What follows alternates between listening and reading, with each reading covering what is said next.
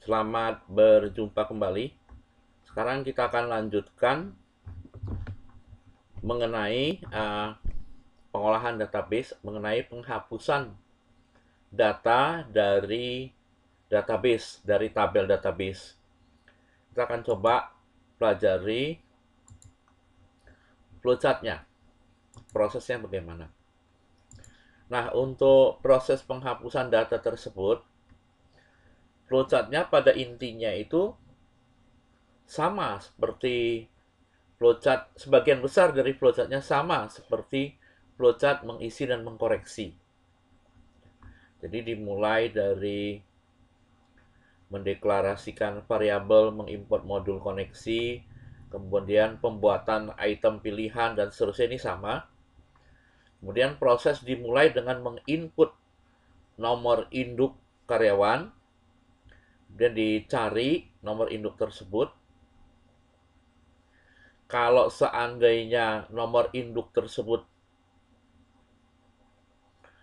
ditemukan, jadi kan ini pertanyaan apakah tidak ditemukan, tidak berarti ditemukan, maka datanya dipindahkan ke form user interface, ditampilkan sehingga si operator atau orang yang mengoperasikan program yang kita buat tersebut dapat melihat datanya, dan kemudian dia dapat mengedit atau dia dapat menghapus. Kenapa dapat mengedit dan menghapus?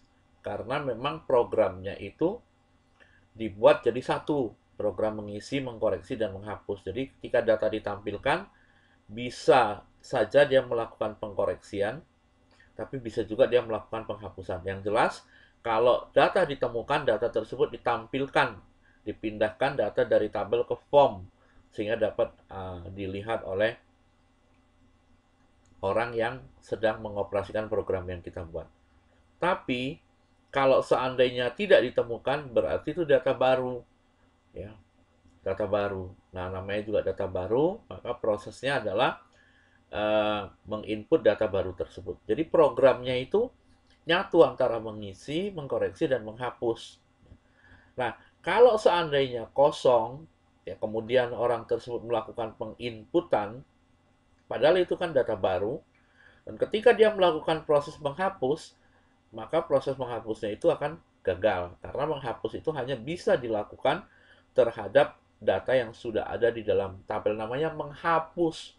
Datanya sudah ada, dihapus. Kalau baru, nggak ada yang dihapus. Jadi saya ulang, dia cari nicknya. Kalau seandainya ditemukan, dia memindahkan data tersebut ke tabel form. Kemudian baru sama dengan tidak, berarti data lama. Tapi kalau tidak ditemukan, maka dia mengosongkan form, berarti data baru. Nah, kemudian ini proses menghapus.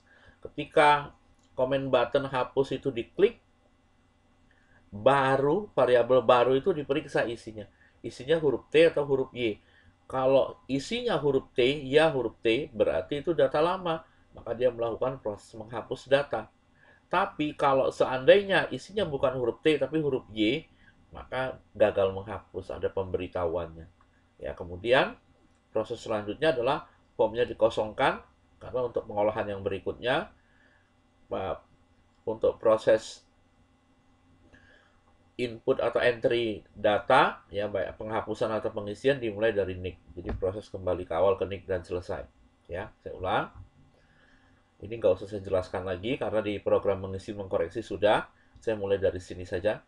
Ya. Proses pengisian nomor induk dulu, input nomor induk.